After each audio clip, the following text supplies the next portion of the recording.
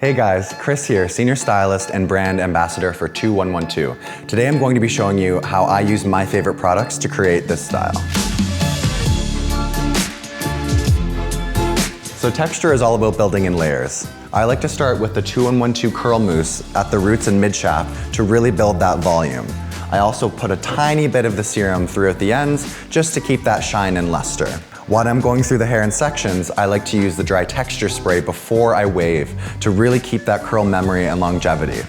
And when I'm doing any finishing work, the Stronghold spray is my go-to.